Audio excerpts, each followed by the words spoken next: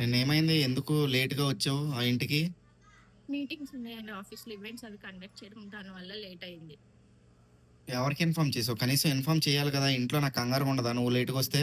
Inform చేసేంత time లేదు అక్కడ. అప్పటికప్పుడు కండక్ట్ చేసి ఫుల్ బిజీ ఉండే. అందుకని ఇన్ఫార్మ్ చేయలే. అయినా ఒక హాఫ్ అన్ అవర్‌లో వచ్చేసాను కదా ఇంటికి. హాఫ్ అన్ అవర్ నీకు హాఫ్ అన్ అవర్ లానే ఉంటది. బయట రోజులు బాగున్నాయా మాధవి? మాకు ఇంట్లో కంగారుండదా? అసలు చిన్న పిల్లలు బయటికెళ్తేనే వదలట్లేదు. ఎప్పుడు ఎలాగ ఇంటికి రావాలి? ఏం చేయాలని కనీసం ఇన్ఫర్మేషన్ ఇవ్వాలి. ఒక మెసేజ్ పాస్ చేయాలి. ఇంట్లో ఆ కంగారు పడతారు. మా అమ్మ ఎంత బాధపడింది. ఇంట్లో పనంతా మా అమ్మ మీద పడిపోయింది నిన్న. పిల్లల్ని చూసుకోవడం మా అమ్మ మీదే. అరగంట నువ్వొస్తే ఇంట్లో పని చేసుకుందువు కదా!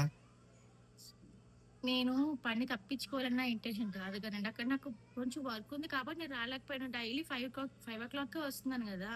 ఒక హ్మ్. హాఫ్ అన్ అవర్ లేట్ అయింది అంతే. అన్ని పనులు మా అమ్మ మీద పడుతున్నాయి మాధవి. నువ్వు ఆఫీస్, ఆఫీస్ అని అక్కడే ఉండిపోతున్నావు. 8 అవర్స్ డ్యూటీ అయితే 8 అవర్స్ చెయ్యి. 9 గంటలు, 10 గంటలు చేయకు. కొన్ని కొన్ని సార్లు మనకి కావాల్సినప్పుడు పర్మిషన్స్ ఇస్తారు. అలాంటప్పుడు మనకి అక్కడ అవసరం ఉన్నప్పుడు మన అవసరం మనం అక్కడ ఉండాలి. అందుకని చెప్పి ఉన్నాను నేను.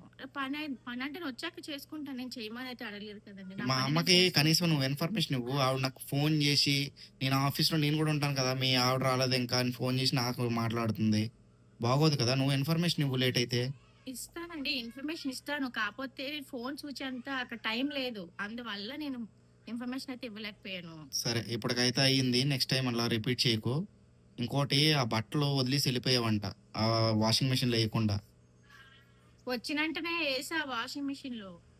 టైం అని లేదు నాకు. అందుకని చెప్పి ఎయకుంట ఎళ్ళిపోయాను. వచ్చిన తర్వాత నా పనైతే నేను చేసుకున్నాను కదా! చెయ్యకపోతే మీరు నన్నన్నా క్వెషన్ చేసినా ఒక అర్థం ఉంటది. సరే టైంకి ఆవిడకి ఫుడ్ వండి పెట్టేసేయి. మా అమ్మకి నీకు టైమున్నా లేకపోయినా, లేకపోతే నాకైనా చెప్పు. నేను అరేంజ్ చేస్తాను.